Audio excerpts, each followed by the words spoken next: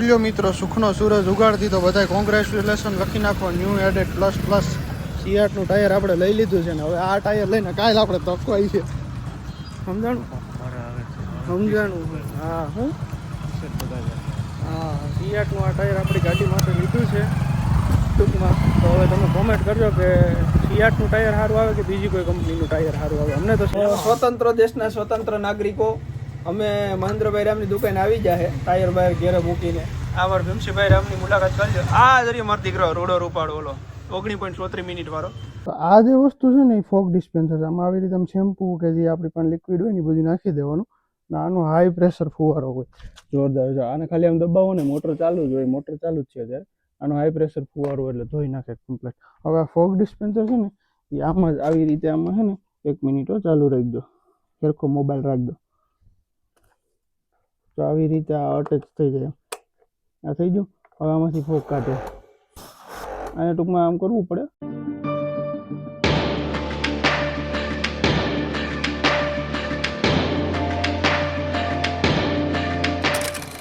સ્વાગત છે ફરીથી એક નવા વિડીયો ને નવા દિવસની અંદર. આજે આપણે કામકાજમાં તો ઘરે જ છીએ ને આગળ હવે કારખાને જવાનું છે. એ પહેલાં તમને એમ થતું હોય છે કે આ 3 દિવસ એકને એક કપડામાં દેખાય છે. તો ભાઈ હું મારા કામમાં હતો ને ટૂંકમાં ટાઈમ એવો નહોતો મળતો. રાતે બહુ લેટ ફ્રી થતો હતો એટલે પછી મેં આરખ કરી જતો હતો નાવાનું. ને અમે શિયાળાનું આરખ બહુ આવે નાવાનું. તો આપણે અત્યારે બુલેટની સર્વિસ કરવાની છે. પાણી આજે આવે પાણીનો વારો છે તો બુલેટની સર્વિસ કરવાની છે. બુલેટની સર્વિસ કરી નાહી કમ્પ્લીટ થઈને પછી હું જાઉં એ પહેલાં જોઈ લો. અહીંયા બુલેટ આપણું પડ્યું છે આખું. જો ધૂળ એમ જો કેટલી ધૂળ પડી બધામાં. ને અહીં અમારો જો બિલ્લુ રાજા જાય હું તો બિલ્લુ બિલ્લુ તેટી જે સૂચા અહીંની બેન છે જોરી. અહીંની બેન અહીંનો ભાઈ. આ બે અમારે અહીંયા હમણાં નાના નાના હતા ને ત્યારને એકલા આવ્યા. તો હું આગળ છે ને બુલેટને પહેલાં બહાર લઈ લઉં. ધોવાની છે એ કરવાનું છે બરાબર. પછી હું બુલેટ જોઈ નાખું. બધું એનો સામાન લઈ લઉં. આપણી પાસે ઓલું વોશર મશીન છે તે વોશર મશીન એ બધું સેટ કરી દઉં. પછી તમને પાછું આગળ મળું હો.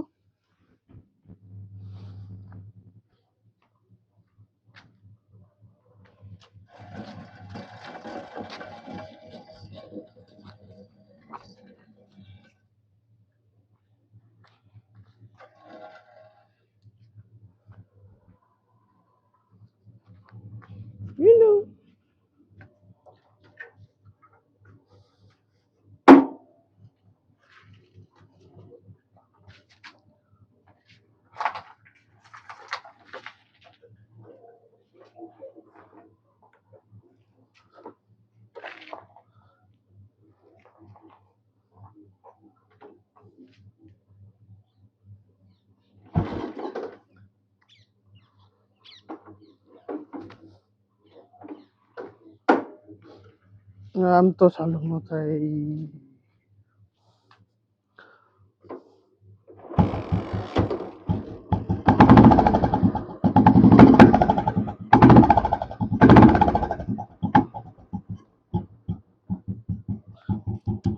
બુલેટની તાકાત જોઈ. બુલેટની તાકાત શું હોય એમાં આ ઓલ્ડ મોડલની તાકાત શું એની જોઈ.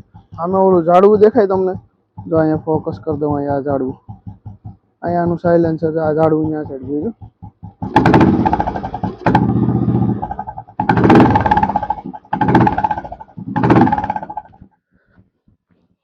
તો બુલેટ આપણે હવે સરખી સેટ કરી દીધી છે બરાબર.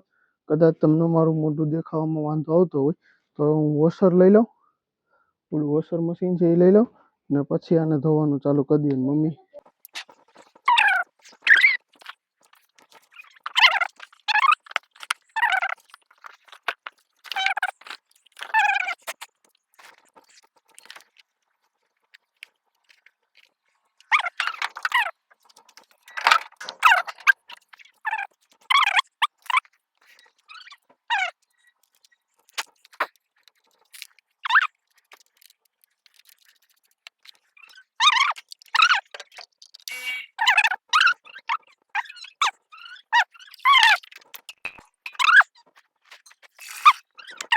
સેટ કરી લીધું આપણે.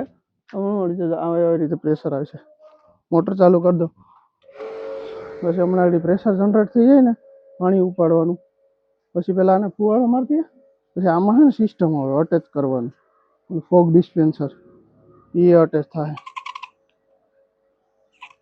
હજી પ્રેશર નથી આવ્યું, મોટરે પાણી લેવાનું ચાલુ નથી કર્યું, ખાલી મોટર જ ચાલુ છે.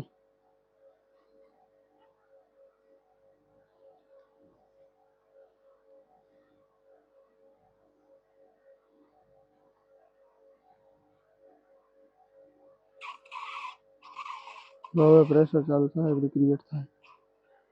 તો પ્રેશર ક્રિએટ થઈ ગયું. હવે છે ને પ્રેશર ક્રિએટ થઈ ગયું એટલે જોઈ જાઓ.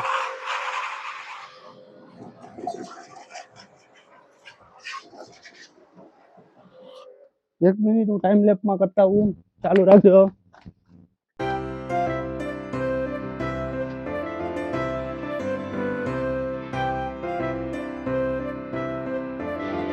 આજે વસ્તુ છે ને ફોગ ડિસ્પેન્સર આવી રીતે છે કે જે આપણે કંઈ લિક્વિડ હોય ને નાખી દેવાનું.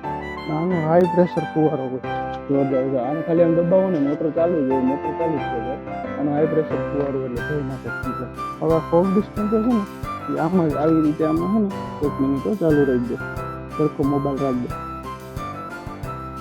તો આવી રીતે આ અટેચ થઈ ગયો. આ થઈ ગયું. હવે આમાંથી ફોગ કાઢે. અહીંયા ટૂંકમાં આમ કરવું પડે, ઓલું ફુવારા ટાઈપ. અત્યારે જે હાઈ પ્રેશર છે ને એનાથી કરીને ફોગ ડિસ્પેન્સરમાં આવી રીતે કન્વર્ટ થઈ જાય. એટલે આવી રીતનું છે. જો આ હમણાં કમ્પ્લેટ થશે.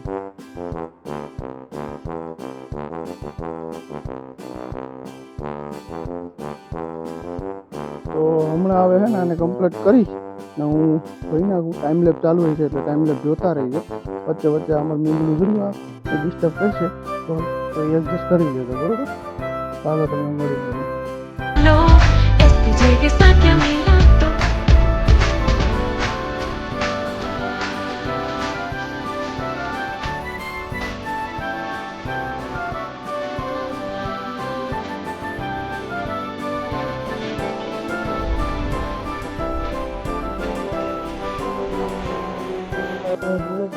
ધોઈ નાખીએ કમ્પ્લીટ આખી. હવે એને તડકાની થોડીક વાર સમજી લો સુકાવા દઈએ.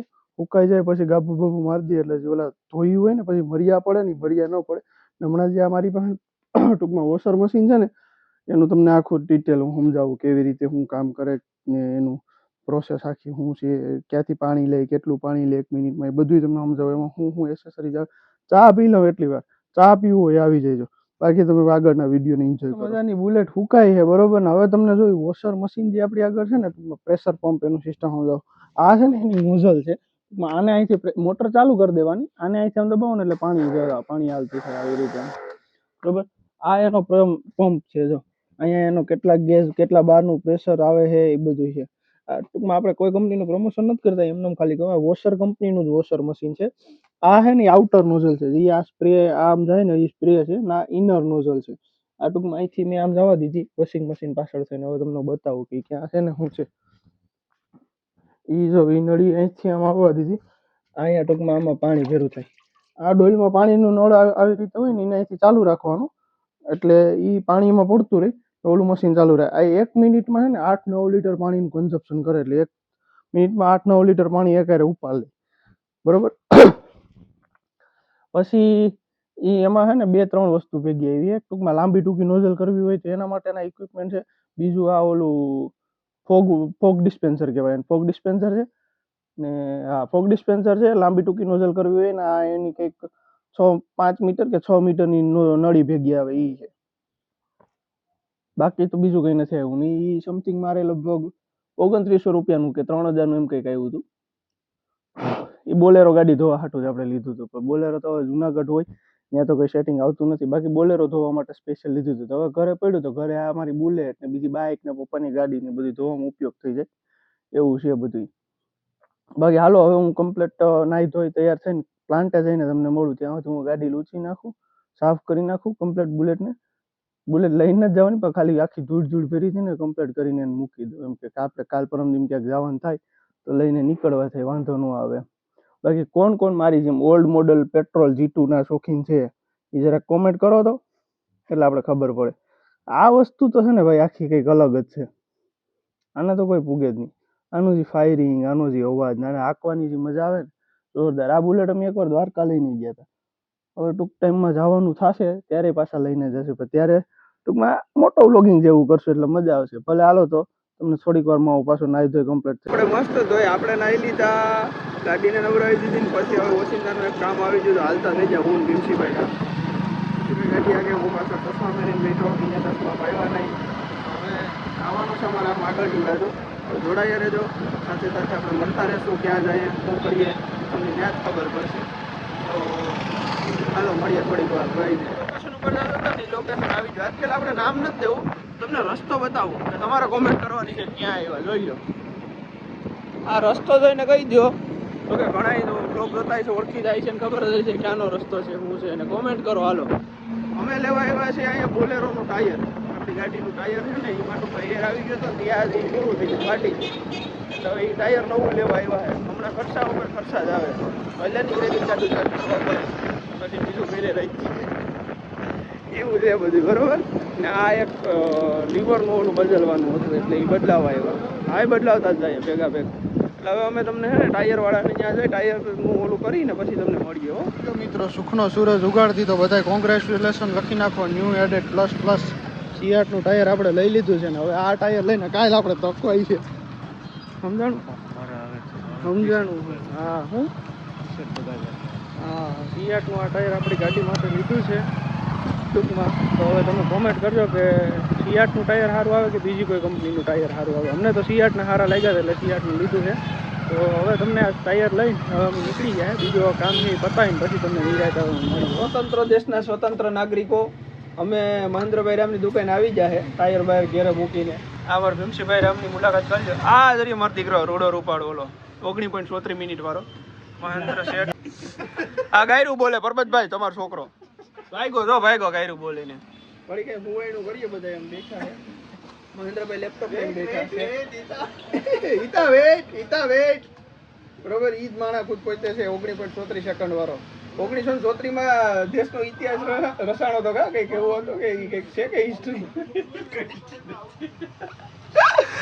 ભલે હાલો વાંધો નહીં. તો ઘડીક બધા મજાક મસ્તી કરીને પછી કારખાને જાય ને તમને મળીએ પાછા.